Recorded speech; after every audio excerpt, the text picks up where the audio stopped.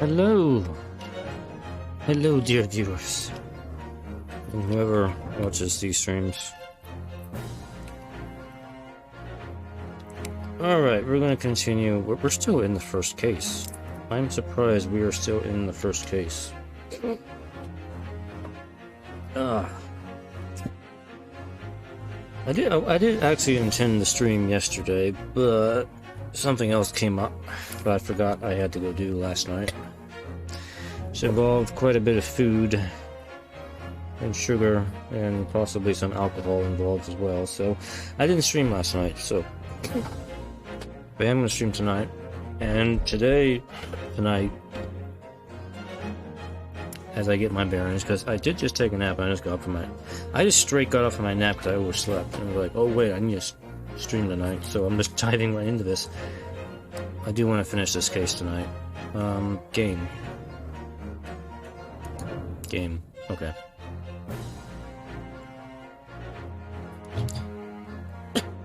Alright. Let's get into it here. Continue. Alright, so the last time we cross-examined Giselle Brett, and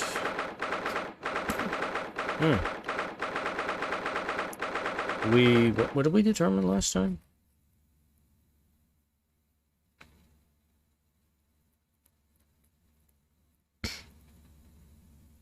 We kind of, well, I don't think we exactly proved it, but we established that the possibility that the water was poisoned and Mr. Wilson was dead before he was shot. We just don't know how he got shot.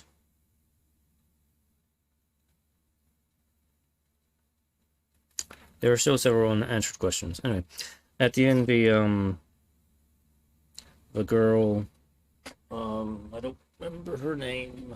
Hold on, let me look at the back of the box. Does it say what her name is? On the back of the box, I don't remember.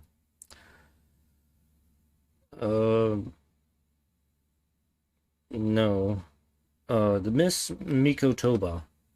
I don't remember. Was it Sayako? Or something? I don't know. The game will tell me. There she is. She's right there.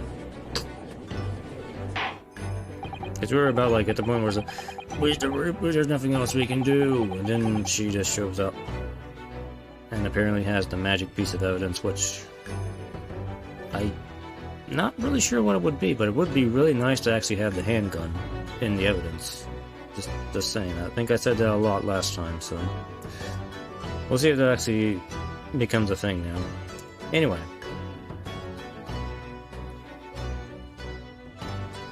Well, I understand you are the judicial assistant to the defense, but why this sudden ingress into my courtroom? Huh. A judicial assistant? And a woman, no less. You women. The rules state that females are not permitted into this court of law other than to testify. Yes, I fully understand. I ask only for 5 minutes of time. Suzato. Oh, okay, her name is Suzato. I have some vital evidence that I must hand over to the defense. Ha! You're too late, little girl. This trial has already been concluded. 5 minutes. I will not allow a moment more. But, Your Excellency, I am most grateful.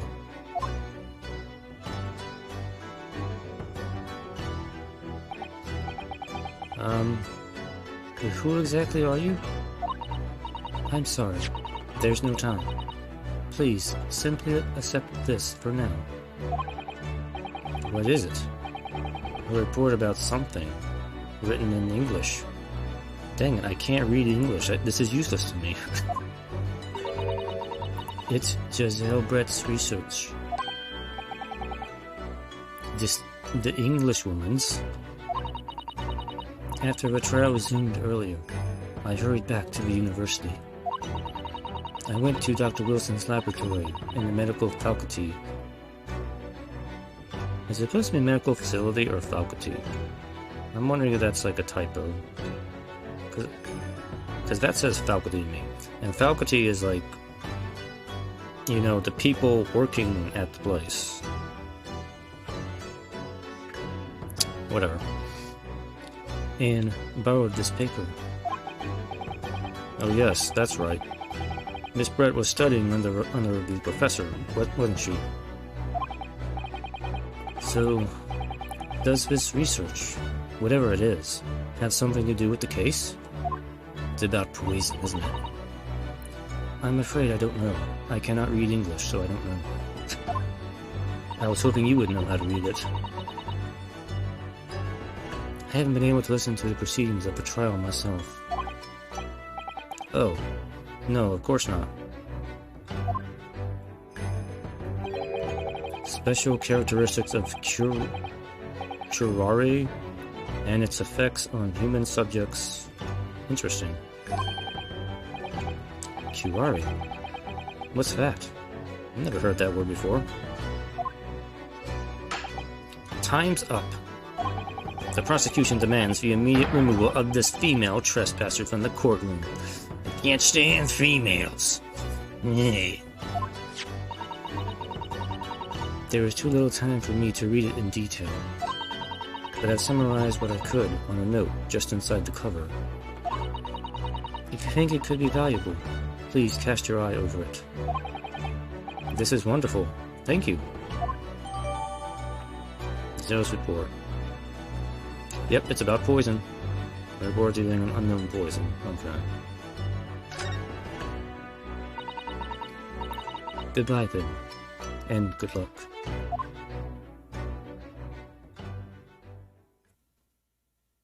So now I actually might be able to prove there was poison involved. You have had long enough, counsel. We cannot detain our English guest any longer. I ask the prosecution and the defense now, one last time. Does either side have any further evidence to present to the court? I presume not, but... The prosecution has made its case convincingly enough already. Nothing more to add, Your Excellency. Ryunosuke, we're out of options here. This really is our very last chance. The very, very, very last chance. Yes, I know. Your Excellency, the defense does have new evidence. That look. That fire in your eye. I like it, boy. I'll give you one more chance. The unyielding stare of a true Japanese warrior. Well, Miss Brett? Yes, Your Excellency? If you wouldn't mind, perhaps you could grace us with your presence a little longer. It's a delightful invitation, but I'm afraid it's not so very long until tea time. I'll have to politely... Forgive me, Miss Brett. Seems I wasn't clear. I wasn't asking you, I was commanding you. I realize it was phrased as a question, however. I must ask you to treat that as an order. I've said it many times before, but the Japanese language makes no sense. My apologies, dear lady. So, counsel, what is this new piece of evidence that demands the court's attention?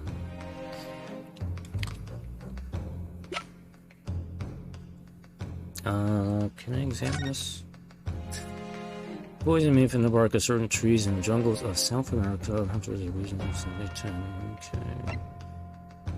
Instant paralysis of the entire body and subsequent death, even in minute doses. Entry by mission effect from poison in his body for a wound, such as that inflicted by a blowpipe dart. Okay. Due to its ability to render the human body paralytic, it is believed that the toxin could have applications as an anesthetic. However, a solution for the respiratory arrest caused by the blood process must be found first, or patients will die of suffocation.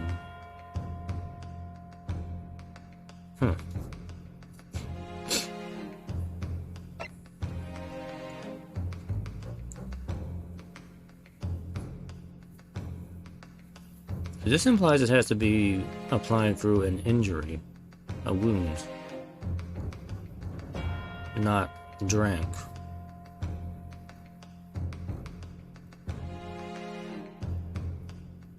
But apparently death can happen pretty quick, even in small doses, so...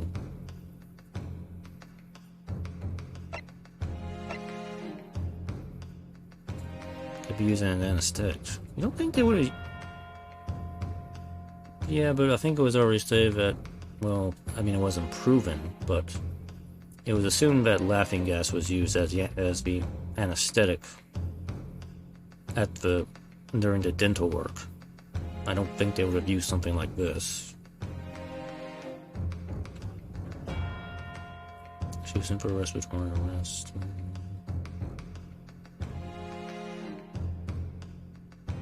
Okay, so it's basically it's a poison that's under research, so they haven't really discovered a way to avert the effects of the respiratory arrest caused by it.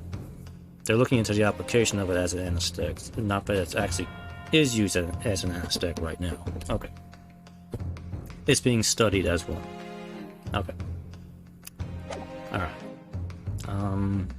Yeah, that's the evidence. Let's present that. Miss Giselle Brett, we understand you are studying under Dr. Wilson at Yume University, doing research. Research, by sheer coincidence perhaps, into a deadly poison. What? Poison? Where are you going with this, Counsel? A toxin known as curare, Your Excellency. Even the slightest amount of this deadly poison entering the body leads to instant death. Objection!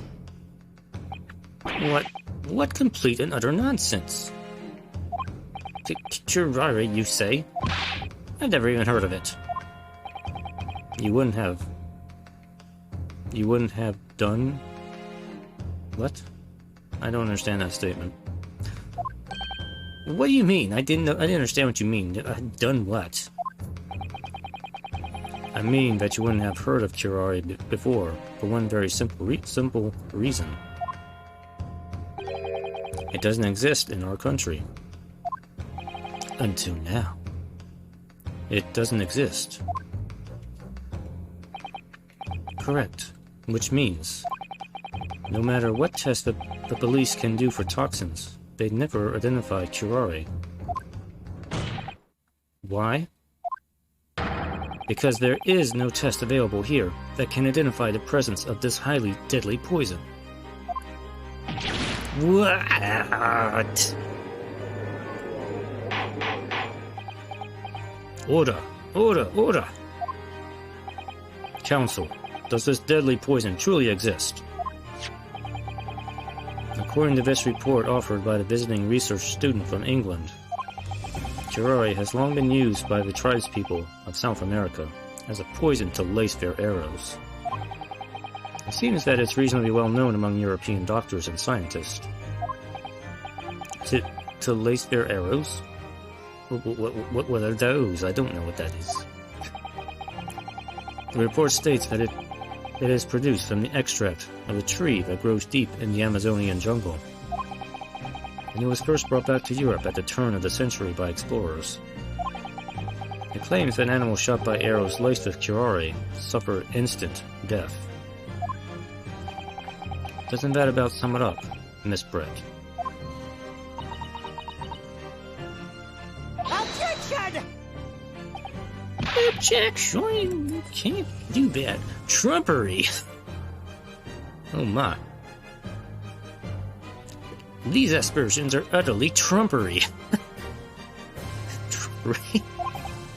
To start with, if the victim had been administered some of this so-called deadly poison, he would have been squirming and writhing in pain, and the other diners would have surely noticed. What do you know? Because they say it kind of works as a partial anesthetic, possibly too paralyzing. It will paralyze him, so it wouldn't be squirming, yeah. That's true. What do you say to that, Inspector? Plus, he still had the anesthetic from the dentist in him, too, so... Obviously, I would have noticed a disturbance like that. I don't remember anything like that, either. I did notice the professor being in any kind of pain. According to this, however, it's the other way around. What do you mean, the other way around? The very fact that the victim didn't show any visible signs of distress is evidence that curare was used.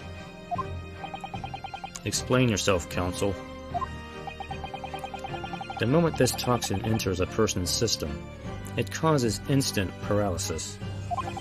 In other words, afflicted victims lose all strength and are completely unable to move. Even if they were in total agony, there would be no visible signs of pain at all. How terrible.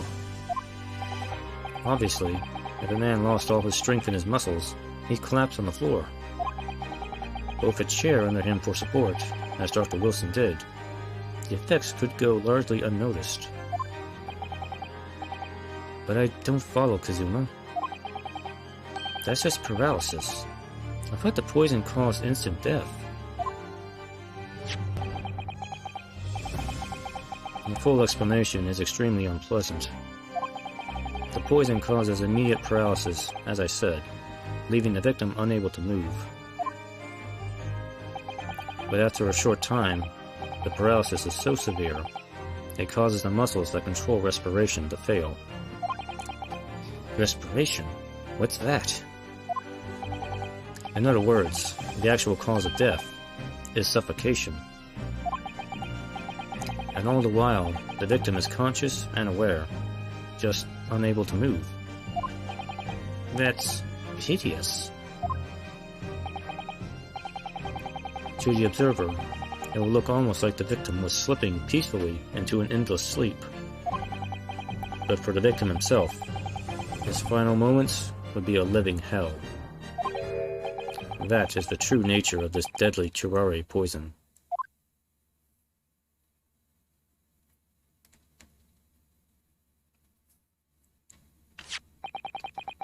And you're suggesting that this bottle, counsel, actually contains this terrifying poison? Objection! This is all very convenient, isn't it? A hetero, unknown poison, which there is no means of testing? What a happy tale for the defense. If I may.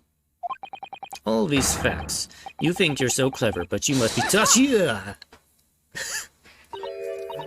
It is you who must be taught.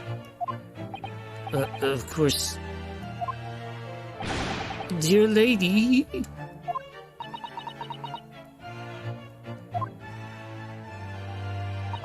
So, this is how you Japanese behave, is it? What? You steal another's honest hard work, and then announce the results as if you discovered them. I'm appalled. What a loathsome act. Well, Miss Brett, the feeling is mutual. Whatever do you mean? Capitalizing on the unfortunate circumstances of an innocent man to frame him for a heinous crime? That really is a loathsome act. Wouldn't you agree? Objection! Enough of this. I, for one, refuse to accept it. The idea of some poison that doesn't even exist in the great empire of Japan is breaking the rules. We can't have that. What's so funny? Oh, excuse me. Your Excellency? Yes, Miss Brett? May I borrow that bottle for a moment, please? Well, yes, I don't see, why not?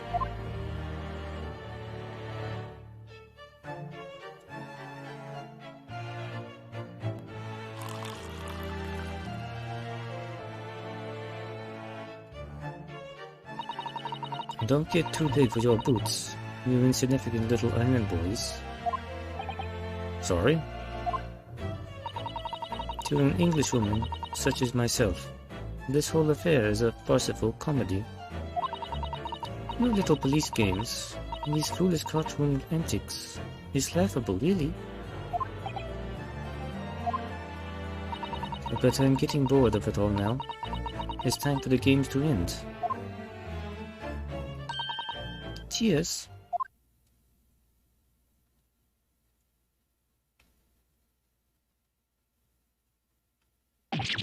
Wait, what are you doing?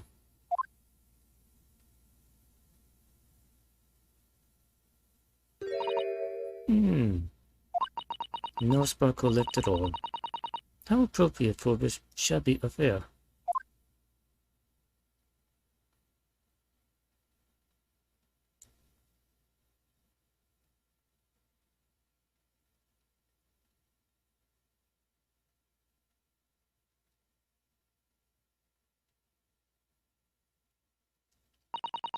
Goodness, whatever is the matter?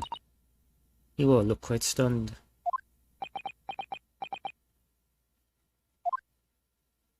So, no curare. The bottle was clean. Is that what you're saying? Ha ha ha. You look quite incredulous, little boy. But of course, that's the simple truth. Thank you for presenting the findings of my research so concisely here in this grand venue. Most kind. Thank you, waiter. Now then, Your Excellency. Yes, Miss Brett.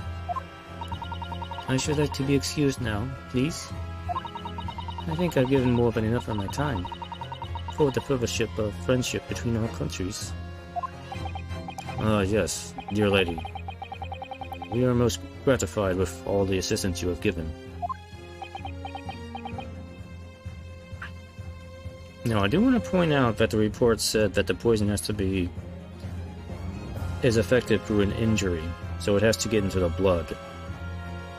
It said nothing about ingesting it, so I'm kind of wondering if the poison doesn't work if you ingest it.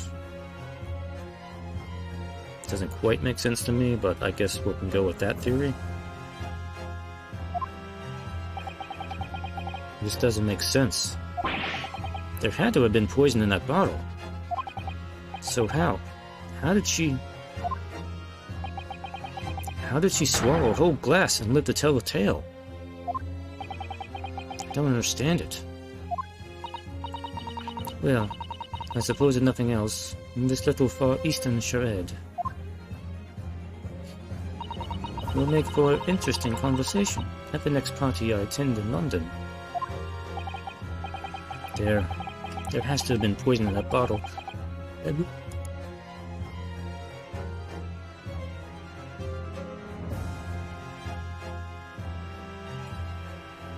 I sneezed.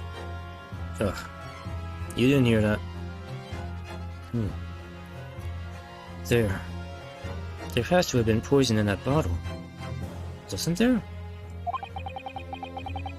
But there can't have been, because otherwise she would have killed over dead.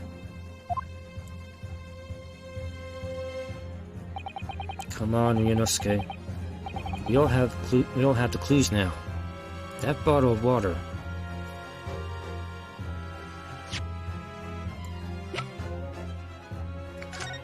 The only thing I can possibly go on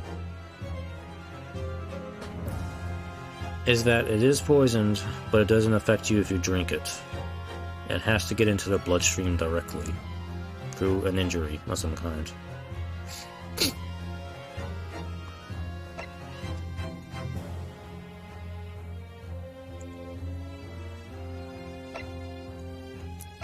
But I do wonder if it would still affect you if you were chugging enough of it. Maybe that's what's going on with the inspector. He was like chugging it. Okay, well, I'm gonna... Yeah, well...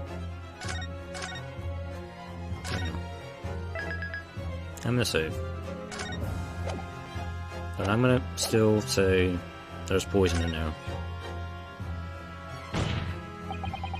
The culprit did put curare poison into Dr. Wilson's carbonated water. The defense refuses to change its position. You're serious? Objection! Fool, are you blind? There's no possible way that bottle could contain poison. I mean, we just saw. Miss Brett drinking the water from it?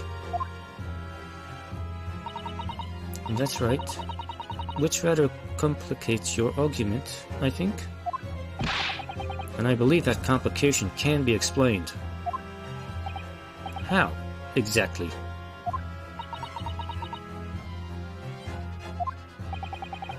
I need to think through all the things that don't quite add up here, one by one. I'm sure the answer is in the evidence we have in the court record somewhere. It has to be. Very well. If a defense truly intends to assert this claim, then I must ask you to support the assertion with evidence. You know, that important thing we have. What explains how the witness was able to consume this supposedly poisoned water unscathed? Yes! It's the report itself. The answer to this riddle is right here in Miss Brett's own research report. Objection! That's not a valid explanation. No? After all, we don't speak English. That report is utter gibberish. This impudent young scoundrel is trying to ridicule the court, Your Excellency. I'm not trying to ridicule anyone, honest. I'm just reading Suzato-san's notes. I concur. This report is too extensive to be considered in its entirety by the court. You will direct us to the pertinent section, Counsel. Which section of the report reveals the alleged answer to this riddle? Double check here. Under special characteristics, route of entry.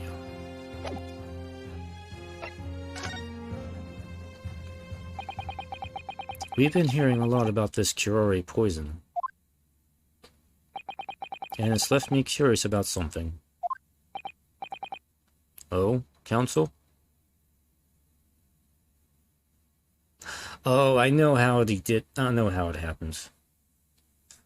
His tooth was extracted in his mouth, so he already had an injury in his mouth, so when he drank the water, that's how the poison got into the bloodstream. I think we've solved the puzzle.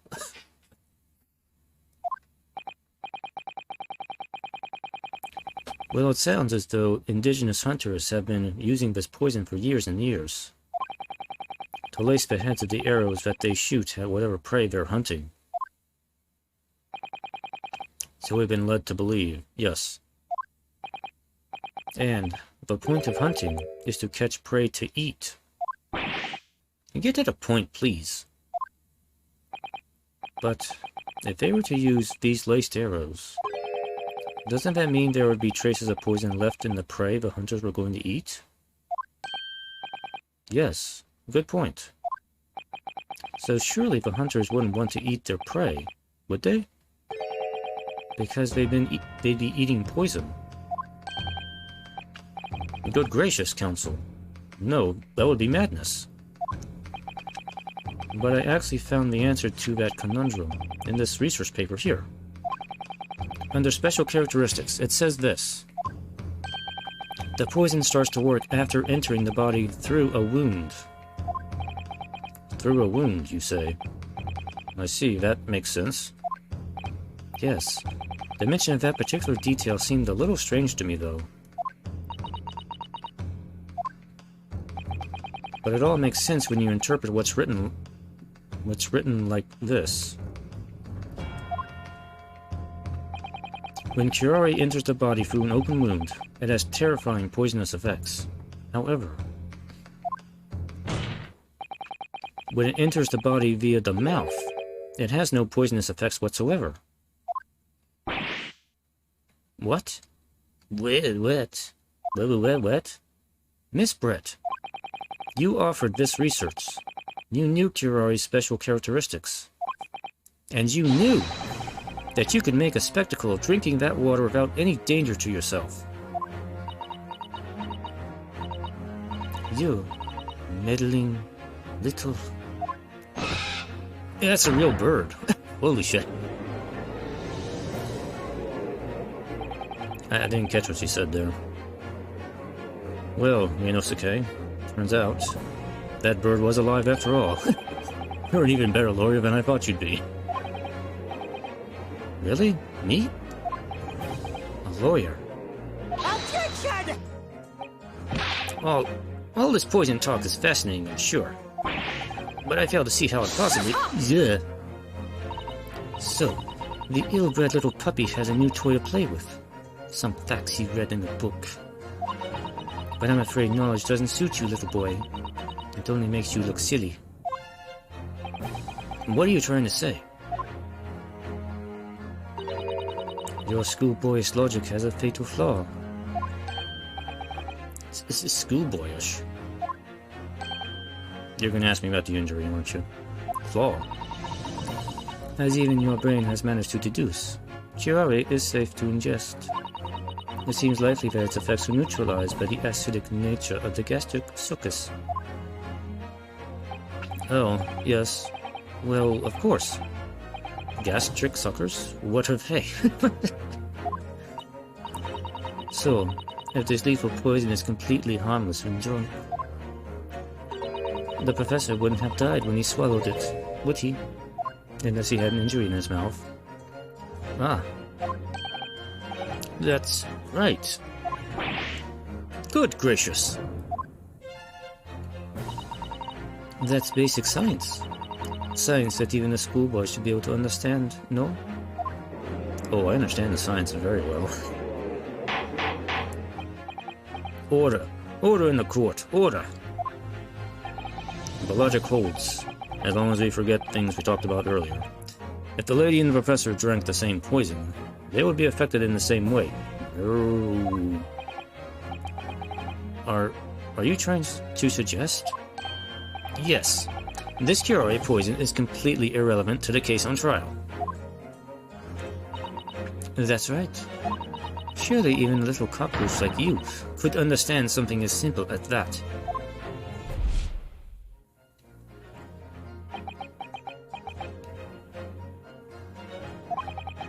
What is this? Welling up inside me. Have my balls finally dropped? I've never felt like this before. It's a sort of conviction to break down all the discrepancies. It's so intense, almost rage-like. And more than anything else, it's an animalistic desire to take down my prey. I will go berserk. Objection! Objection! Finally. I don't think so, Miss Giselle Brett. How dare you use that tone with me? You know very well that there is no fatal flaw here. You know exactly why, even though both you and the victim swallowed the same bottle. You are alive, but Dr. Wilson is dead. Counsel, I'm sure I don't need to remind you. You must provide compelling evidence. As we now know that this poison is completely harmless when ingested. Why would Dr. Wilson alone have been killed by the curare? Because he was at the dentist, man. Take that! As Miss Brett so readily pointed out, she drank the same water as the professor. However, there was a fundamental and fatal difference between the two diners. a fatal difference. The toxic effects of curare are only felt when the poison enters the body through an open wound. So, for a healthy person with no injuries, drinking it is completely harmless. But what if there was a wound inside the mouth of the person drinking the poisoned water? Inside? Yes, like the wound you might have if you had just been to the dentist and had a tooth extracted, for example.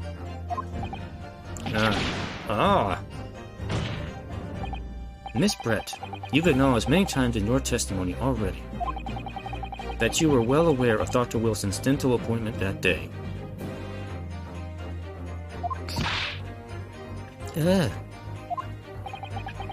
So that's it. You used that knowledge to orchestrate this.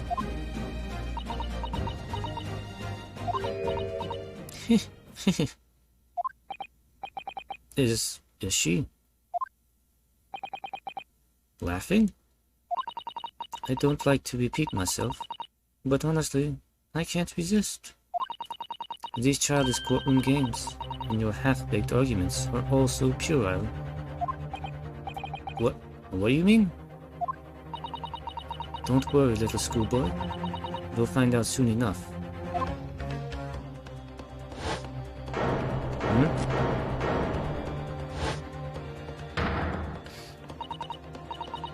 You see, when you leave vital evidence lying around, you never know what might happen to it. No. I mean, it could just slip.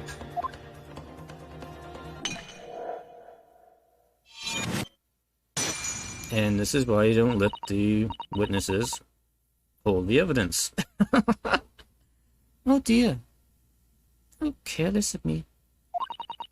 I'm afraid some crucial evidence may have just been tragically destroyed. No! You can't destroy evidence. That's tampering with the investigation. And in the Supreme Court, what a terrible blunder. Officer, what are you waiting for?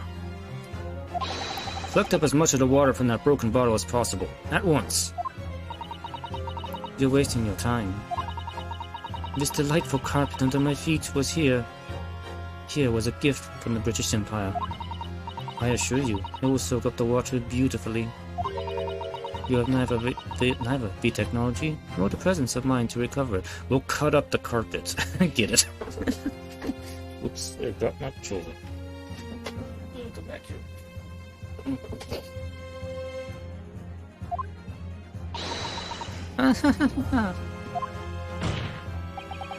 How could you? You won't get away with this. You can thump the bench and shout as much as you like, little boy. But I'm afraid we'll never know now, will we? If there really was poison in the bottle or not. And let us not forget, we still have some very compelling evidence left intact. Isn't that right, counsel for the prosecution? Oh, of course, of course. You're referring to this photographic print, I presume, dear lady? That's right. And really, looking at this photograph, it is clear as day, isn't it?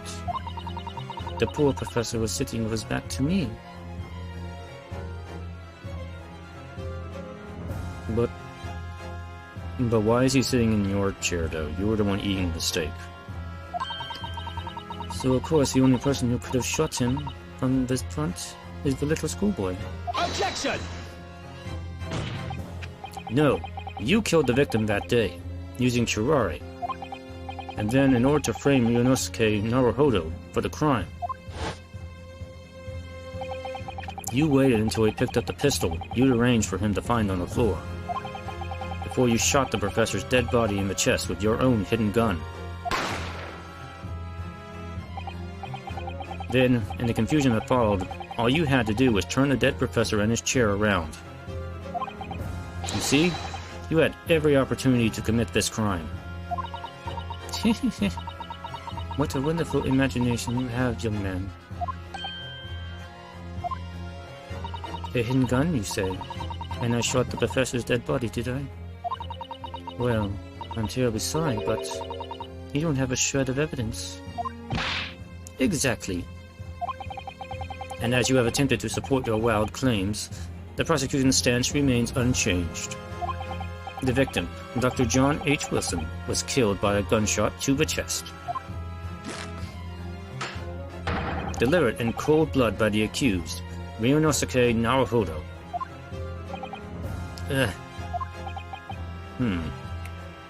Hold on, I gotta clear my throat here.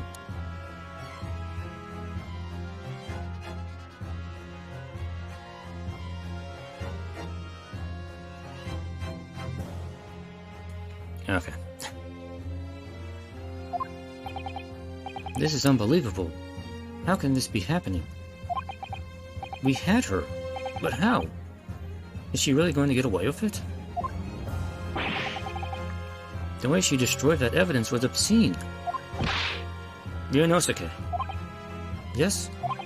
We've come this far, but now you're the only one who can finish it. What? What do you mean? We've lost a vital piece of evidence, it's true. So if there are any clues left for us to use now, they must be in your head. In my head? I have to open my head up? No, that'll kill me. You told me before that your powers of observation were the one thing you could really depend on. Well, yes, that's true, but I didn't manage to notice that this woman was a foreigner with a real swan on her head. So think back again now. Try to remember every last detail about the scene that day.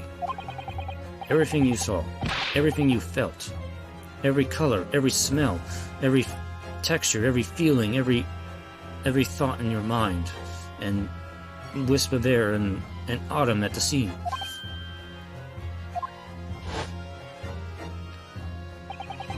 What I saw, what I felt. What did I feel? I felt hungry. Every color. Oh, I have a colorized photographic memory. Is Kazuma right? Somewhere in the vibrant memory of this same scene in my head. Could there be another clue to expose the identity of Dr. Wilson's killer? If only we had colorized photographs in this day and age.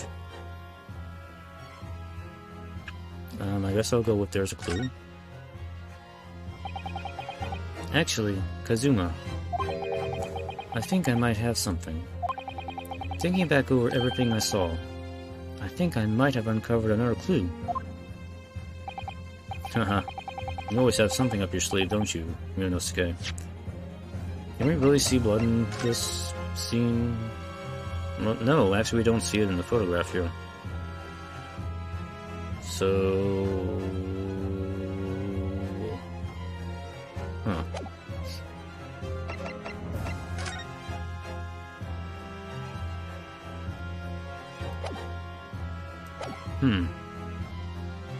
Unless Ryunosuke was imagining that.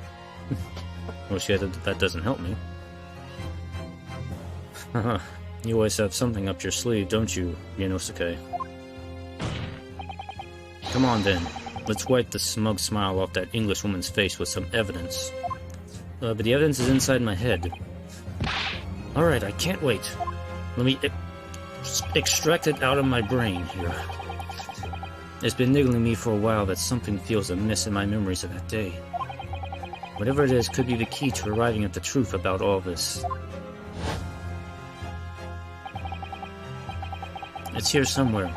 The clue that shows who Dr. Wilson's real killer must have been is... I can just, see this here in my mind because I have a photographic memory, but somehow I'm going to show this to people who can't see it in the photograph. Take that! Inspector Hosonaga, answer me this. Yes? What is it? He's still miles away. Probably thinking about that bottle being smashed. As you've said a number of times now, you strive for perfection in your investigations, don't you? Absolutely. I wonder, therefore, if you perhaps you took anything else from the scene of the crime. Like, for instance, the plate of steak that you took to the victim's table that day. Or the actual firearm, which I'm still waiting on. Objection! Wait a minute. Where are you going? Yeah. Where are you going with this, little boy? It's just a memory that's been troubling me. What memory? I saw the scene shown in this photographic print with my own eyes that day. And I saw that on the wooden base of the plate that the steak was served on was a spattering of blood. Now, unless the steak was cooked like a very rare, perhaps it was from the steak, but I can't be certain of that.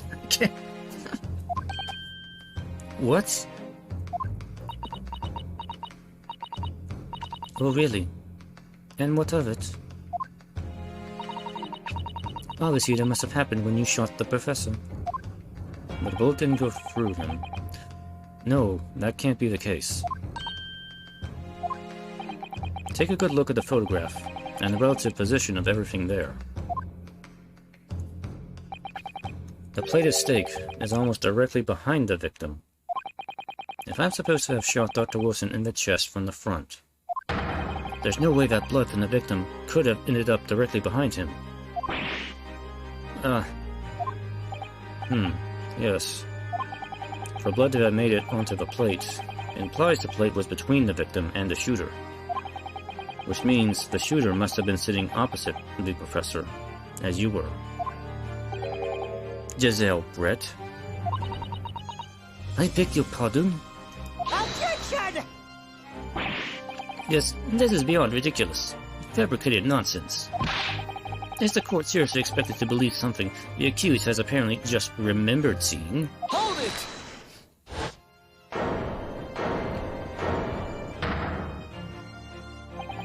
This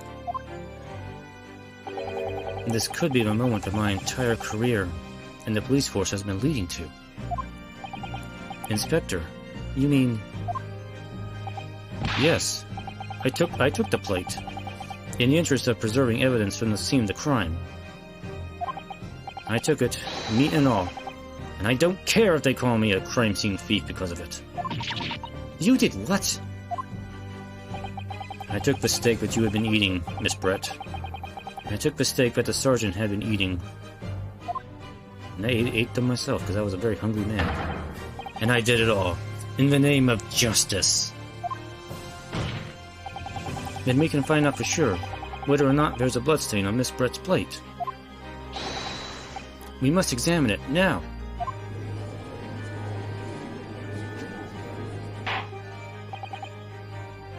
Inspector, the court wishes to examine the plate from the victim's table immediately. Yes, sir. Oh, look, the steak is still there. Sorry for the delay. Here is what you ordered. The steak. Well, what about the blood? Is there blood on it? Of course there isn't. Quickly, Inspector, the blood, man. Show the court. Of course. Examine the plate at your leisure.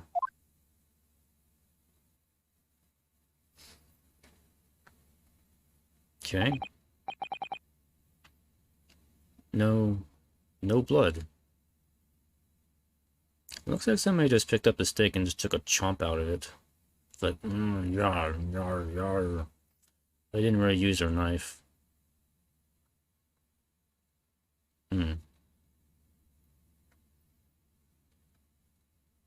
Now, oh, hold on.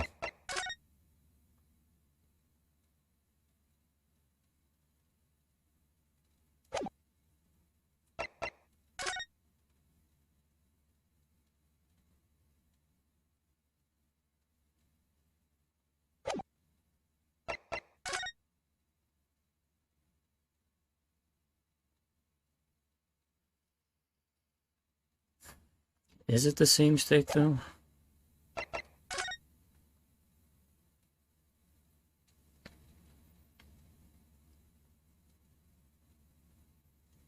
Because I'm still not sure if it's the same table.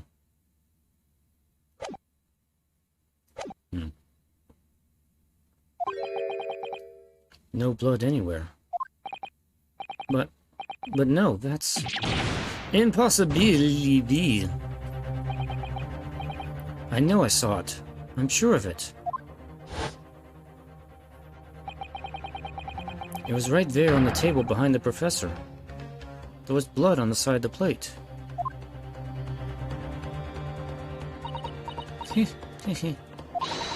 What an unbecoming expression, little boy.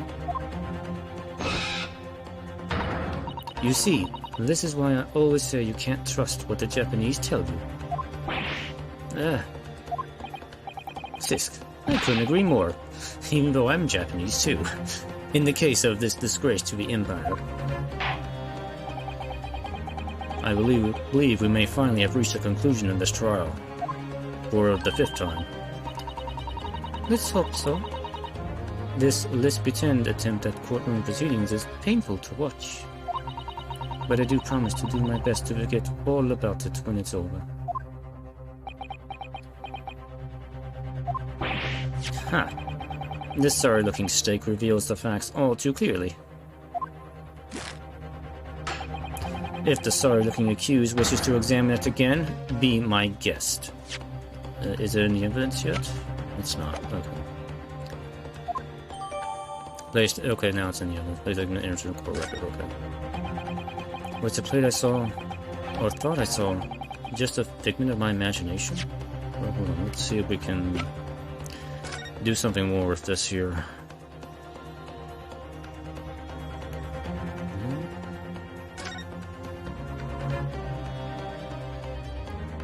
Oh. Huh? What in the world is this? I think it's a Koban coin. And the hallmark is from the Hui era, I believe. No, I don't mean what it is. I mean, what's it doing there? Because it's a steak from the other table. Wait, did you say it was a Oe Koban? Yes, and apart from the meat juices, it looks to be in good condition. I imagine it's very valuable. This isn't the first time today that there's been talk of a Oe Koban. I've heard of pearls before swine, but I've never heard of bullion and bullion. Get it? It's a pun. And I don't think you will ever again. This is extraordinary, though. This means that this is the steak from the other table. Somebody switched the steak platters around. Because I was wondering about that, because the inspector dude said he took both the steaks, but only brought one. Oh, look at this delicious steak. Isn't it so good? I certainly never expected to find a precious coin underneath this thick cut of meat. And it's from the Hui era, too. That would make it really quite valuable. It's well marinated in the juices as well. Look, they must be quite tasty. What, are you thinking of eating it? No, but the next time I order a steak in an expensive restaurant, one thing's for sure. My heart's going to be racing as I lift up the meat and peer underneath for a prize. It'll be a new selling point at the steak restaurants all around the world. We'll put like a hidden prize underneath the steak. It'll be, we'll call it surprise steak. You never know what you'll find underneath. It could be a gold Holy coin. It could be like a cockroach or an insect, or a piece of paper with your fortune on it. It'll be so fun, we'll make so much money off of that. Nobody steal my idea. It's copyright. Ryunosuke Naruhodo. Whatever year this takes place in. I think you might have the wrong end of the stick about this, Ryunosuke. A Koban coin underneath the steak. There's only one logical explanation. That it came with the steak. No.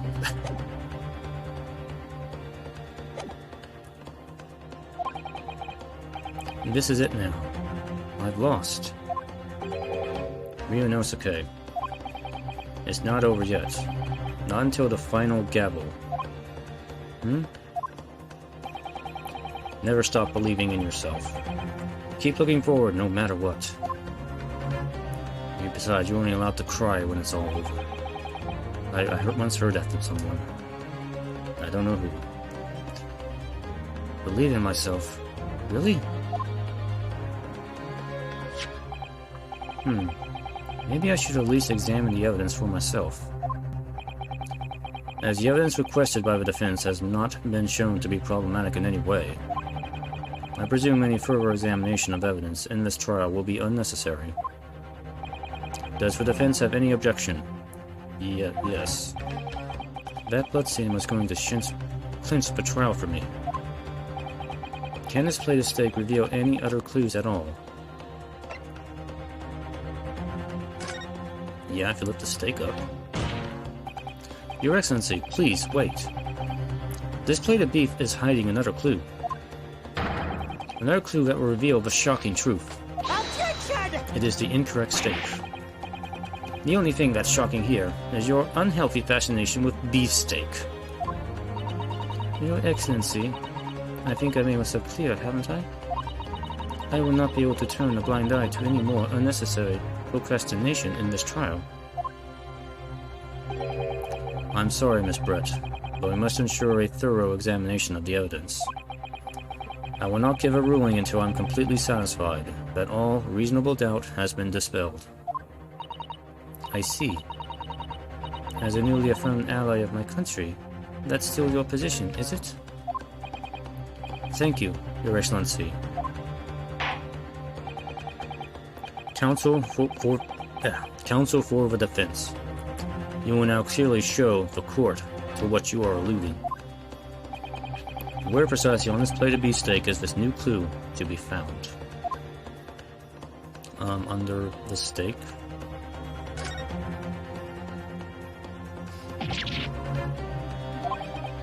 What world is this? I think it's a...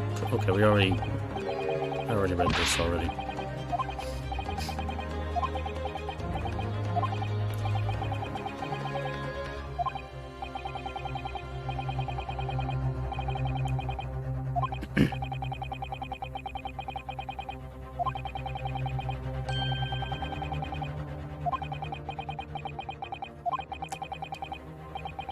This is extraordinary, bro.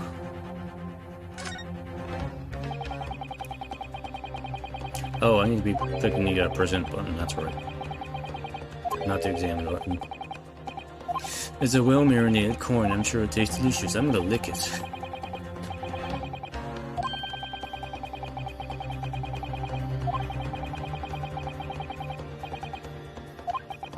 Okay, come on. Let me present. Got it! Good. Good gracious, that's... Koban? What on earth? A Hoei era one, at that. Miss Brett. This is in fact the beefsteak that you ordered at the restaurant on the day in question, is it? Tell me, why is there an old coin seemingly hidden underneath the meat? Shut up! What a ridiculous question! How should I know? I've never seen that thing before in my life. I don't know what this is, but I want no part of it. Objection! I fail to see how this is relevant. A coin under a meat? That could simply have been a careless mistake by the chef in a moment of distraction. Objection! Don't be absurd.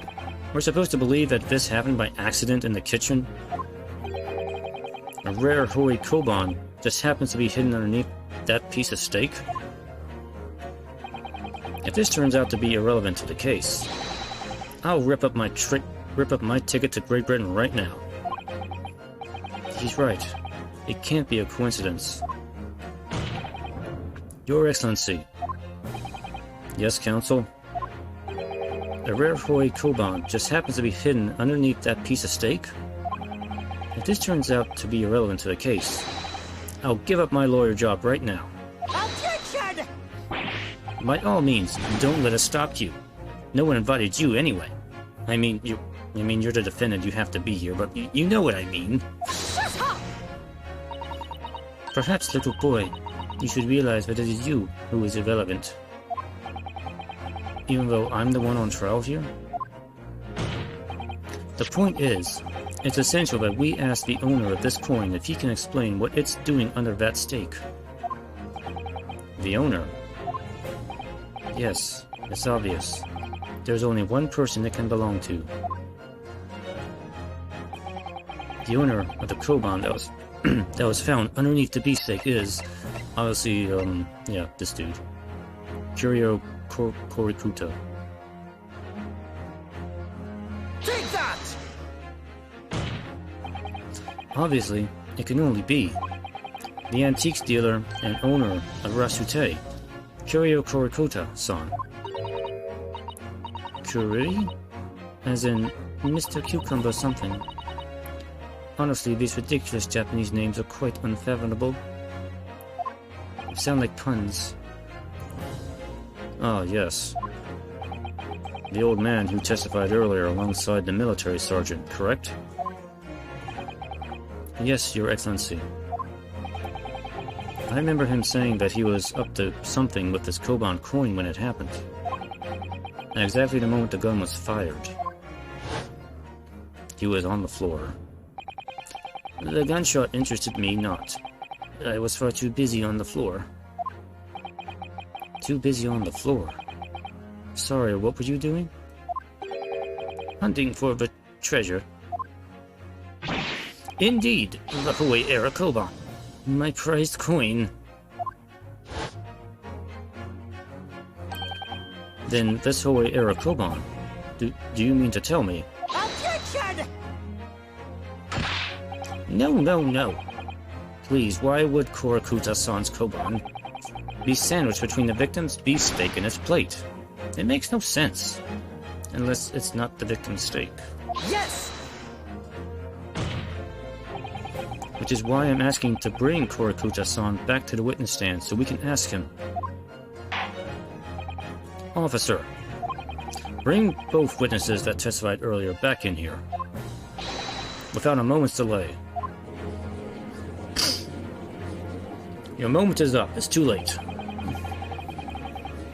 I can't believe we've come back around to that pair again. But I have a hunch. A strong hunch. That if we chase down the real significance of this Koban, we'll find that it's a key element in this case.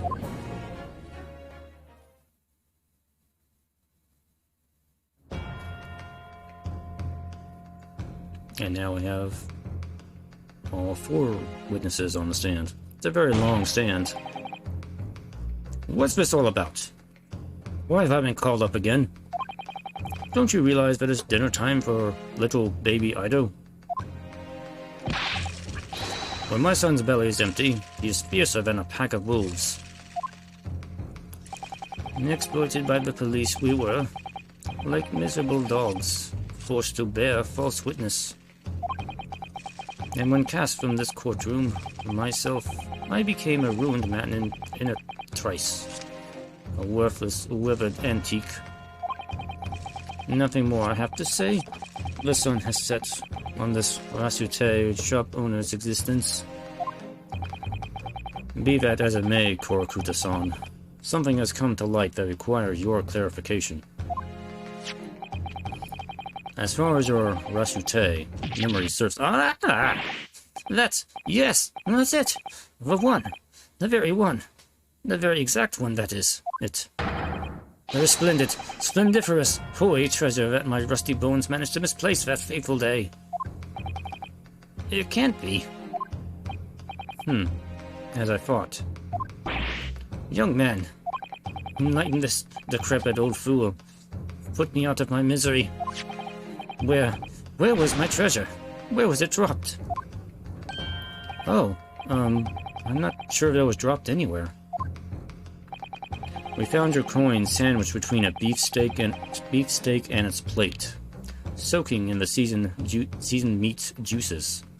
Your coin is quite tasty now. Is sandwiched? Soaking? Seriously? Clearly, it couldn't have fallen there by accident. Which means somebody must have hidden it there on purpose. Somebody concealed my holy treasure between a slab of meat and a metal plate? Who would do such a thing? Such an unconscionable thing.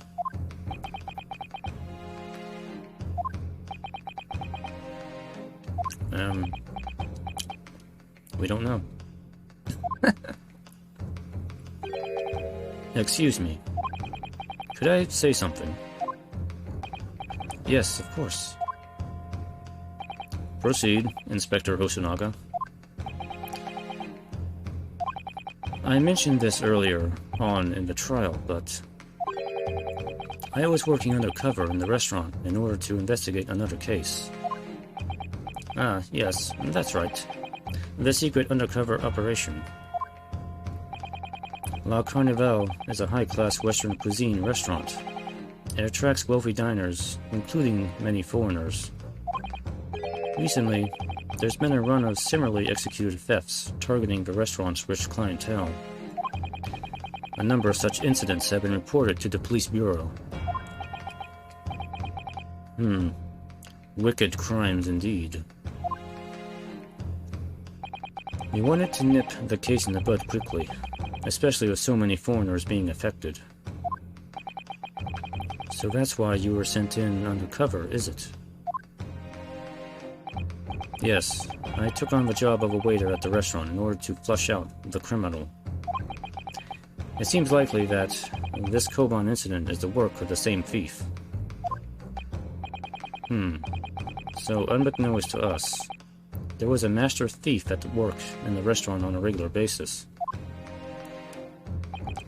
The place was already the scene of several crimes, it seems. I don't know about the master thief part, but the identity of the person who stole and hid Korakuda-san's Koban is all too clear. What? What? I think the court would like to hear the defense's view on this matter. Tell us, who is the despicable scoundrel that stole Korakuda-san's Koban and hid it under the steak? Well, it was Susato. No, it's not. Who was studying at Yume University, so I don't think it was her. I don't think she had any need to steal the coin.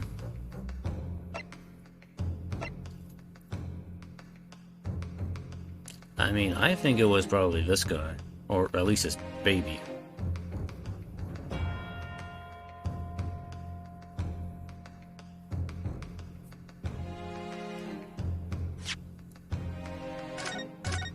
Yeah, go ahead and save.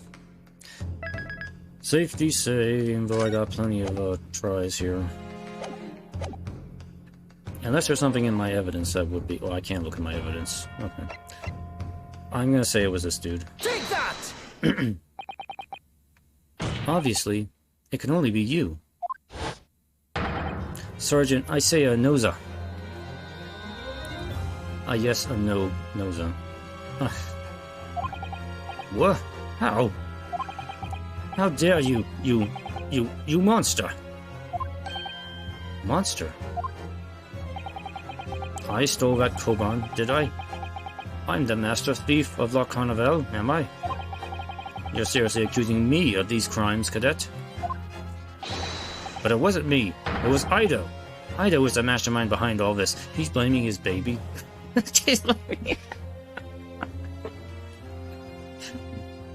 Oh, okay. Okay, that's where we're going with this.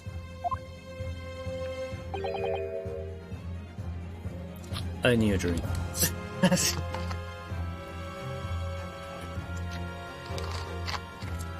It wasn't me, it was my infant son. I'm not to blame.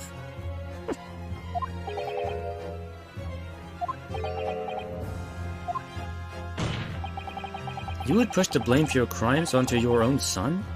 An innocent little baby? It's you who's a monster, Sergeant Noza.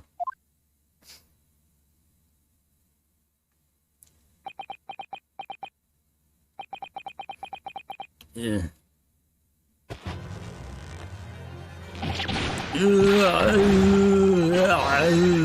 Clippity clock, clippity clock, clippity clock, clippity clock, clippity clock. Ah, my back's broken. Ouch.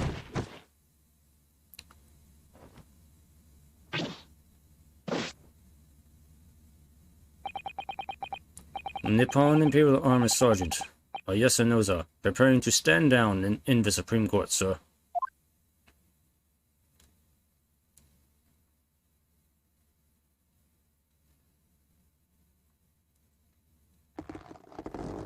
Ugh. Go back, conjoined twin. Do any of you know of the extraordinary low wages the Nippon Imperial Army pays those it expects to keep our country safe? I understand that a temporary increase in taxation, owing to the recently ended conflict, remains in place. And I have heard it's hard for lower-ranking soldiers to make a living, yes. All I want is to put a hot meal on the table for my son. That's why you were stealing things at the restaurant? The place is heaving with money. Every 3 days, I go there and do reconnaissance for a target. And I'd enjoy chopping my way through a good steak at the same time. You know, maybe you'd quit spending your money on expensive steaks. You might have money for other things, you know, just saying. Because you're eating expensive steaks like, what, 3 times a week? Or twice a week at least? It sounds like he doesn't bother with a knife and fork, even, which is worryingly believable.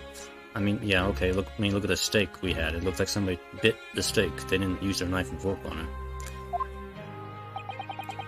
And your target that day with the old man and his koban. Yes, sir. He was an easy mark. I slipped the coin into my pocket without any trouble at all. A veritable phantom thief you are. I was all set to leave the steak, as I was halfway through devouring when it happened. When bing. Yes, that's when the professor was shot. I knew that if the police conducted a search and found the coin in my pocket, I'd be finished. Ido, too. So I hid the incriminating evidence as fast as I could. On the double. I slipped it under the steak, hoping that I'd be able to rendezvous with it again at a later date, and no one would have accidentally eaten it.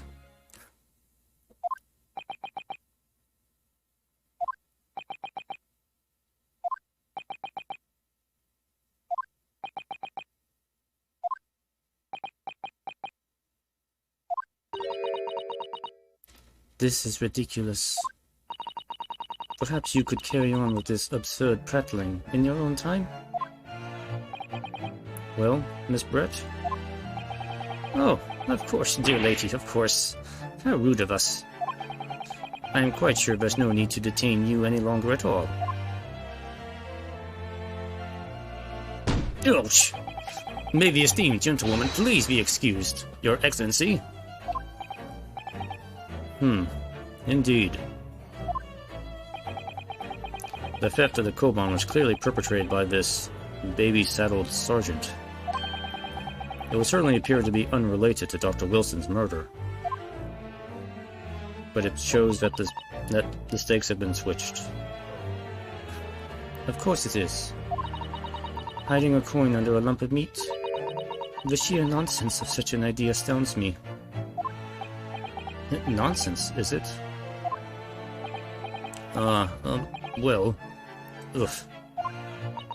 And as for picking up your steak and biting into it without using a knife and fork, it's beyond nonsense. It's pure madness. Very well. Now that all questions concerning this witness's testimony have been answered, I see no further justification for detaining her. We're not done yet, man. Come on. Miss Brett, you are free to leave. No. Thank you, Your Excellency. Good luck, everyone. And good day.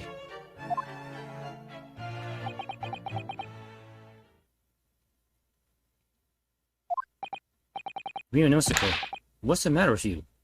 This is no time for daydreaming. Oh, no, it's just... something about Miss Brett's parting words there got me thinking. I can't quite work out what exactly, but something she said jarred with me. I feel like there was a contradiction in there somewhere. Something didn't quite add up. Let's see, let's look at the history option here. What did she say?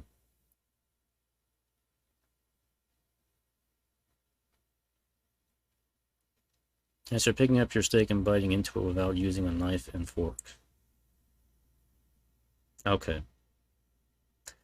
Okay, yeah, that clued in that the steak we were presented, honestly, was not the one that was at the table where Mr. Wilson was. So yeah, I mean, I'm not the only smart person in the courtroom who noticed that. Come on. If that's the case, don't just stand there thinking. Make your voice heard. Sorry? You can think later. If you don't call out now, it'll be too late. The trial will be over. Object. Hold it, nothing. Wait, Miss Brett. What is it now? I'm afraid, just one last time. There's something I'd like to ask you. I'd like you to explain the contradiction in your parting words from just a few moments ago. What are you talking about? What contradiction? Objection! What new student nonsense is this? Well, what parting words are you talking about, Ryunosuke? Hiding a coin under a lump of meat. The sheer nonsense of such an idea astounds me. And as for picking up your steak and biting into it without using a knife and fork? It's beyond nonsense. It's pure madness. Yes, I'm right. What she said there exposed an undeniable contradiction. I'm going to need to see evidence, counsel. If Miss Brett's words truly are contradictory, where is the evidence to prove it?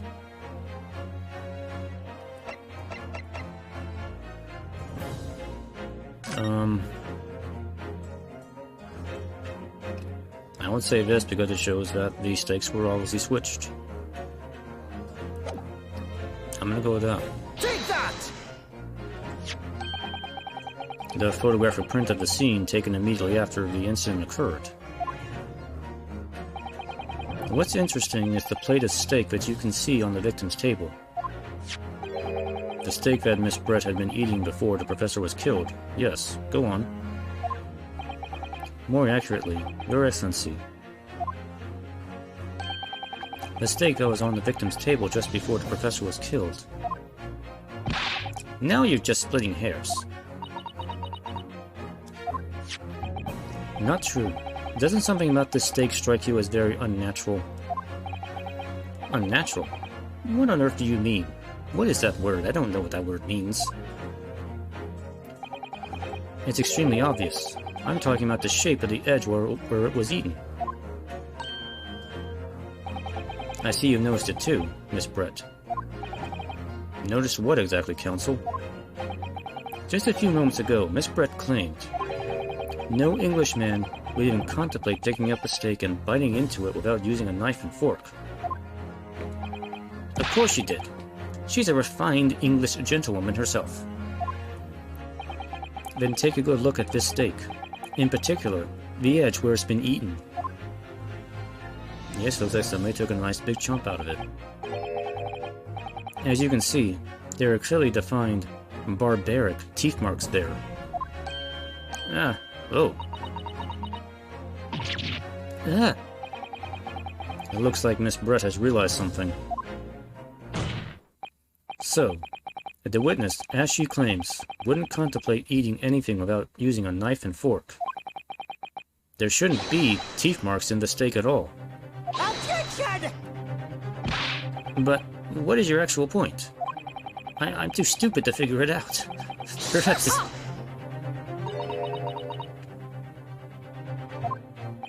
Oh, whatever you say, dear lady. As I said, I really must be leaving now. Afternoon tea with the Minister of Justice cannot possibly wait any longer. Of course, of course. This will be all over in the blink of an eye. Rest assured, I'm about to put this rookie in his place. I've heard enough. You irritating little spectacled samurai relic. Of course. Dear lady. What's the matter, Miss Brett? Have we ruffled your feathers? Understand the pun. Clearly the witness knows what this means. She's realized the catastrophic implications these teeth marks and mistake have for her. Ryunosuke, do you know where you're going with this? Yes. Now at last, it's all come together. The mysterious teeth marks in a steak that had allegedly been eaten with cutlery. The reason why the bloodstain I know I saw somehow seems to have disappeared. And most importantly, the evidence that proves once and for all who shot Dr. Wilson that day. I accept that these teeth marks in the steak are a little unnatural, as you put it, Counsel. But what exactly are you suggesting that tells us? Everything, Your Excellency. Everything? Yes, I believe that these barbaric teeth marks in the steak here amount to conclusive evidence in this case. Evidence that will prove beyond any doubt who shot Dr. Wilson. Shut up! Conclusive evidence? How many times have I heard that today? You wouldn't know the meaning of the phrase. Typical Japanese empty threats. How can you be so sure? Oh, it's quite simple. If you really had such conclusive evidence, you would have presented it to the court long ago. Actually, the evidence I'm talking about hasn't been brought before the court yet. Like the handgun. Hasn't been? What? But just because it hasn't been shown yet, doesn't mean that the evidence does not exist. Objection! This is absurd. The trial has run several hours already. And you say there's evidence yet to be brought forward? There can't be. I don't believe you have it. Objection! I don't. But there is someone who does have it. Someone in this very courtroom. The murder weapon. And if that person is willing to submit the piece of evidence I'm referring to, it will solve every remaining mystery about this case. Very well. I have a feeling this will be my last request of the defense in this trial. Who possesses the conclusive evidence that will reveal the truth about this whole affair?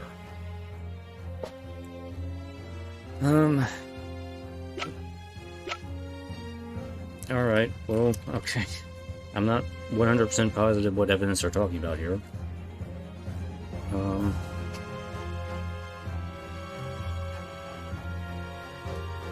I would say that the other steak plate, maybe the waiter has that? Or, as I've been asking for repeatedly, the actual handgun that Ryunosuke picked up. Like, where is that? Like, maybe the detective has that? Or, you know, the actual gun that was used to shoot Wilson, which Giselle Brett may be hiding on her person somewhere.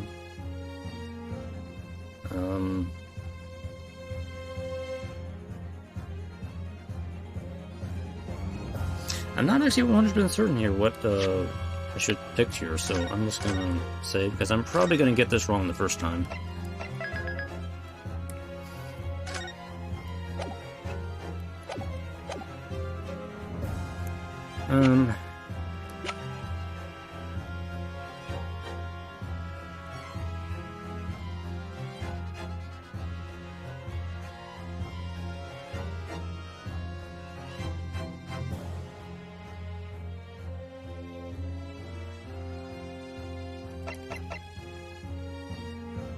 I think it's either gotta be Satoru or Giselle.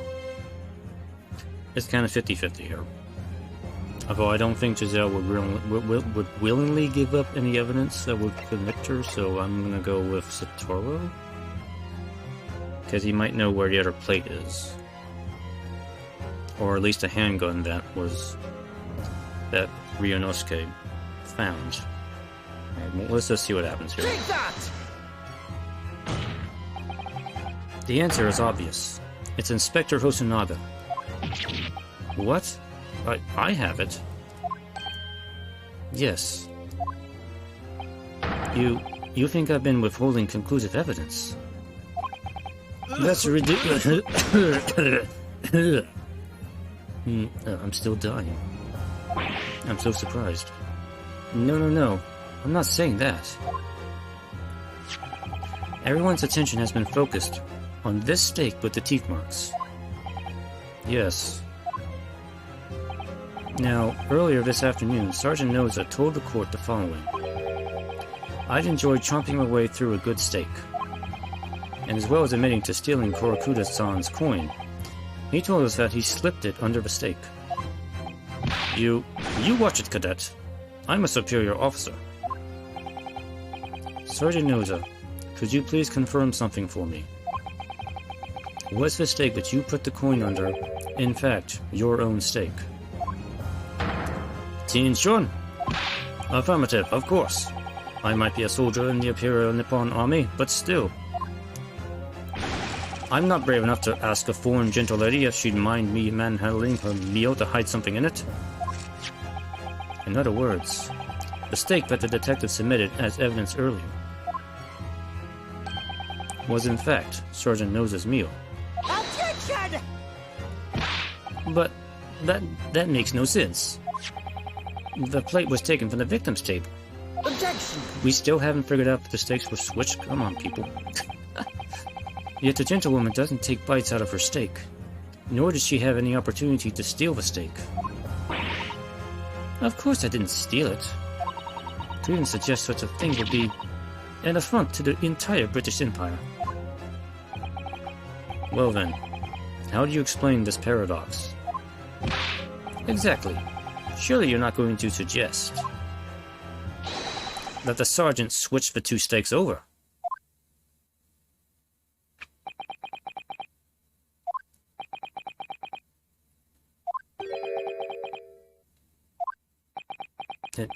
Did he? You did switch the plates. Well, after it happened, the, bang. When I saw the civilian had been murdered right in front of my eyes like that, I panicked. As I said, I immediately lifted my stake and hid the coin underneath it. But then when the waiter announced he was an undercover policeman, I thought I'd had it. If he decided to investigate my slab of meat, that'd be it. I'd be getting my marching orders. So when the cadet here was arrested and taken off to the kitchen, I seized my chance.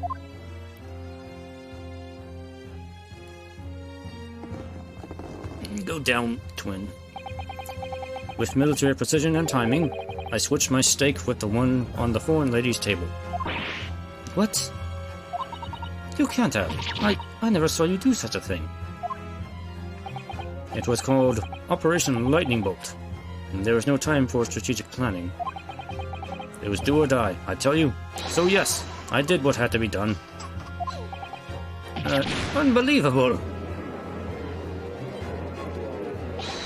However, fear not, Prosecutor Sean. Prosecutor Son? What now? I swear on the brass buttons of my uniform, That is all I did, sir. All you did? That's plenty, Sergeant. Yes! Yes. So, if Sergeant knows I switched the plates over, it means he took Miss Brett's steak and the plate it was on back to his own table. Yes, that follows. Inspector Hosonaga. Yes? Earlier in this trial, you told the court this. You said that you had not only taken Miss Brett's steak after the incident, but also the sergeant's. That to preserve evidence, you had taken both. Ah. That's correct. Then please present it to the court now. The plate that was actually on the victim's table at the precise moment he was shot. Shut up! What can that possibly tell us now? I mean, a cold slab of tough meat?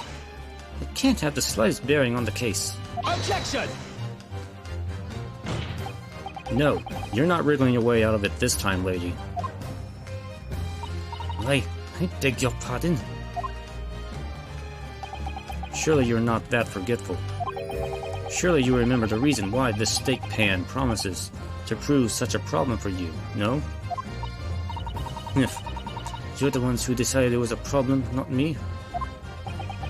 The reason the defense asked to see that plate was to confirm something the defendant remembers seeing. Just thinks he remembers. I'm quite sure of what I saw, Miss Brett.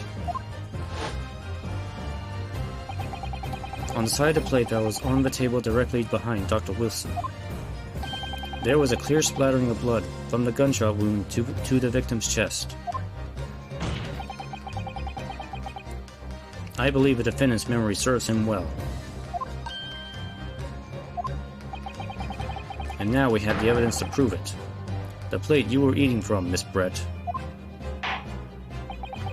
Let us not prolong this any further. Inspector, you will show the evidence to the court. Present the beefsteak and plate that was originally on the victim's table at the time of the incident.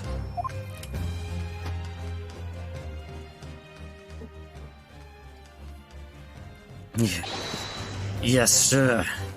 I love this job. Sorry for keeping you.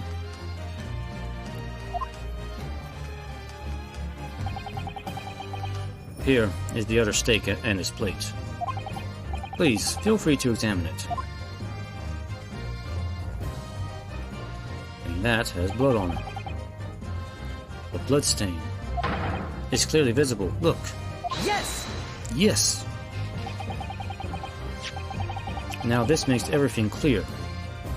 The blood you can see on the side of the plate shows that at the moment the victim was shot, he was facing the table with his back to me.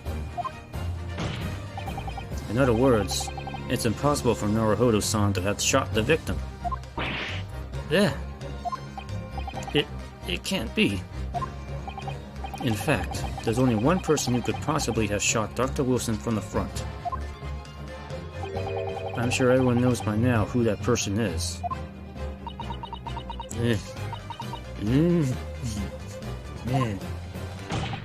That's right.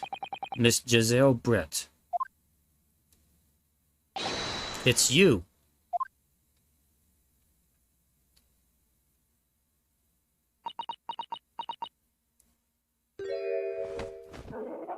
Oh, her bird died. Outdone. By a Japanese. Me. By a Japanese schoolboy. No. No, no. The bird's still alive.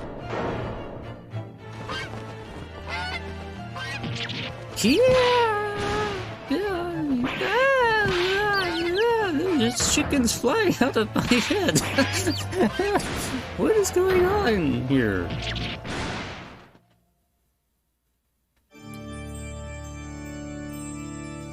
And she's flying away from her hat? What? What just happened? What the fucking shit is happening in my courtroom?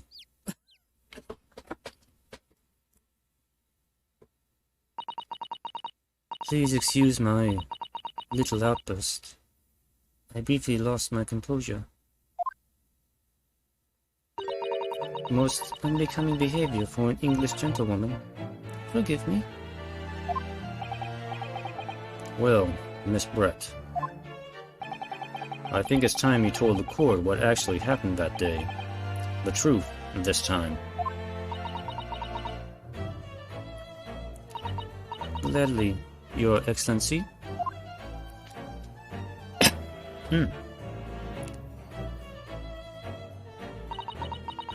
It was I who took the professor's life, using curare.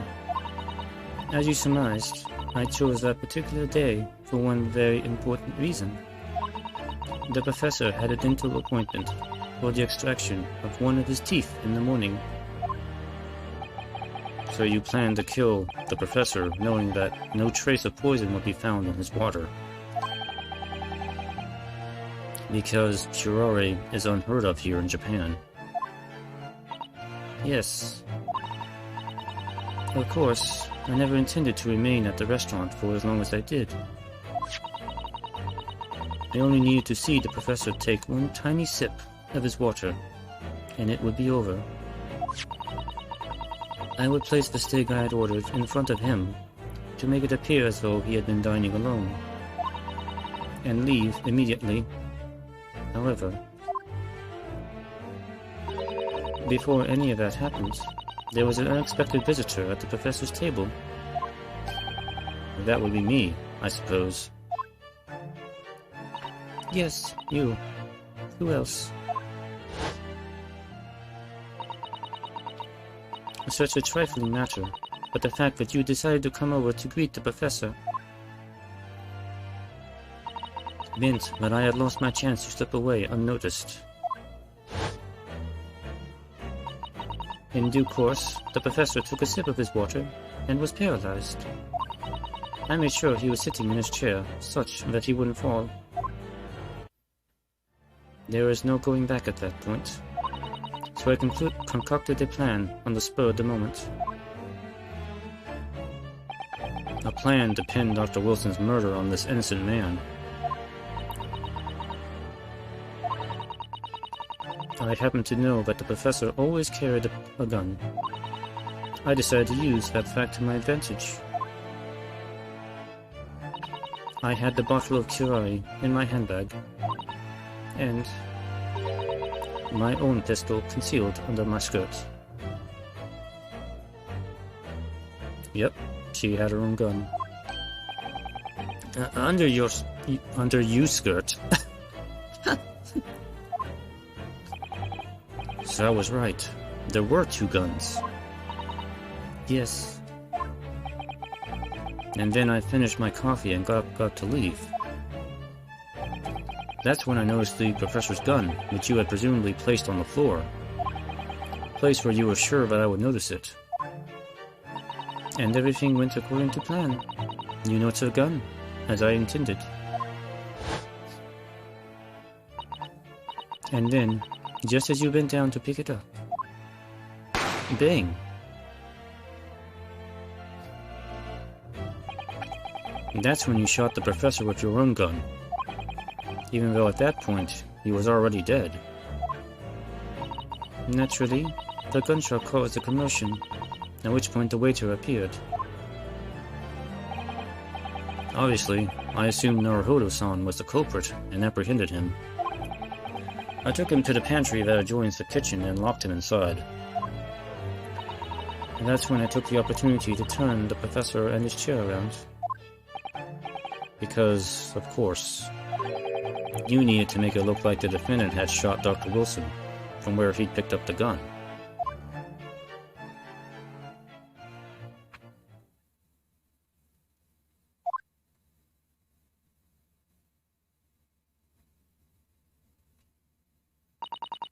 So there you have it.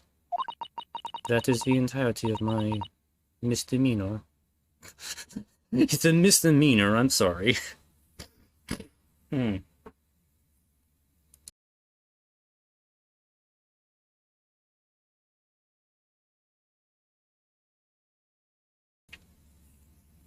Yeah, I don't think premeditated murder counts as a misdemeanor. I'm pretty sure it's a more severe type of crime. What's it usually fall under? A felony or something like that. Something a little more serious.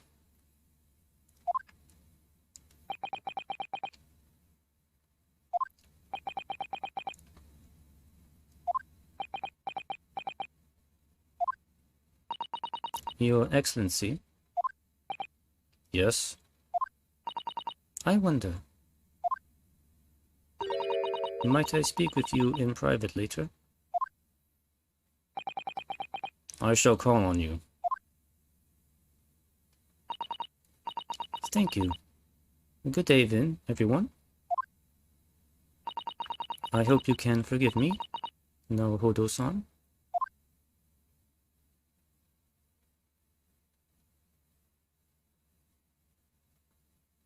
And he vanishes.